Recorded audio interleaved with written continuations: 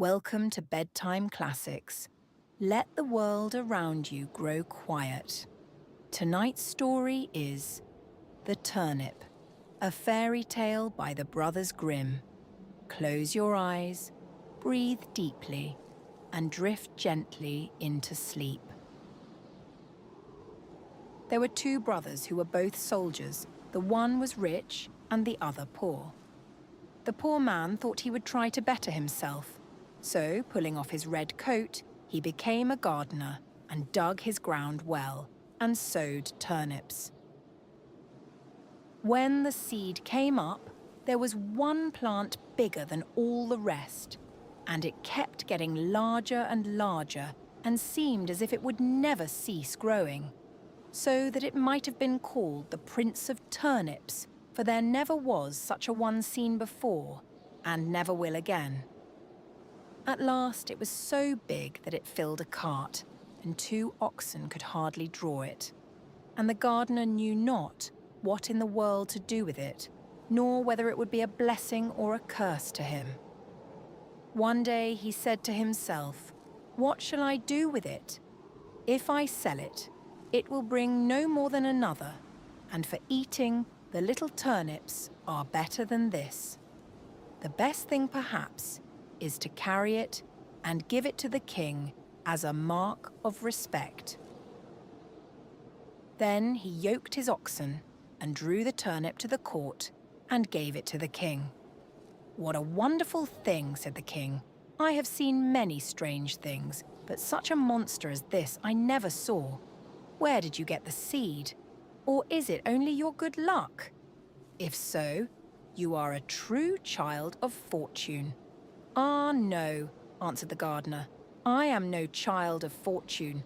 I am a poor soldier who never could get enough to live upon, so I laid aside my red coat and set to work tilling the ground.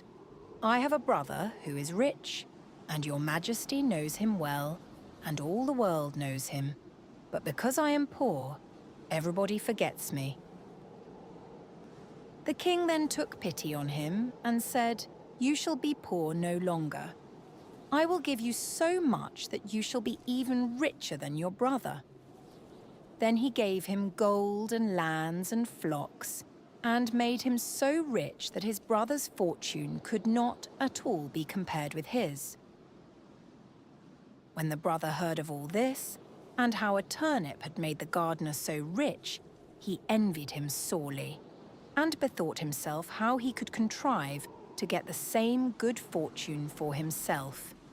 However, he determined to manage more cleverly than his brother, and got together a rich present of gold and fine horses for the king, and thought he must have a much larger gift in return, for if his brother had received so much for only a turnip, what must his present be worth?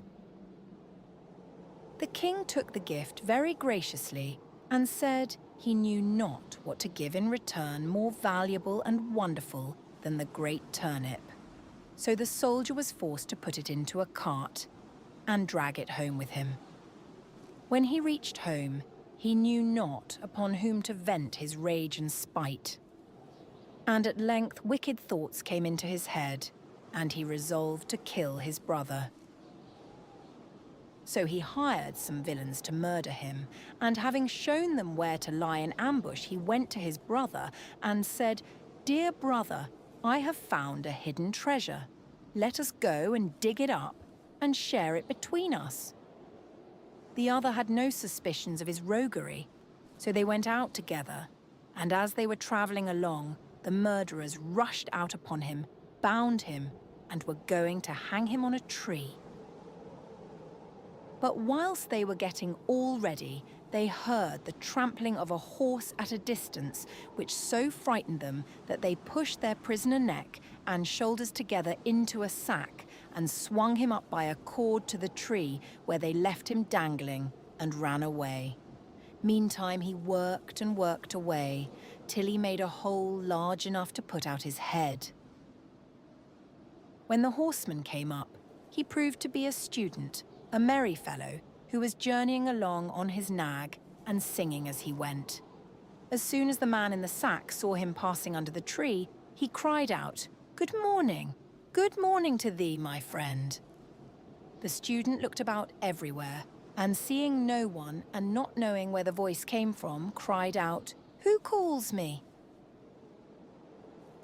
Then the man in the tree answered, "Lift up thine eyes, for behold, here I sit in the sack of wisdom.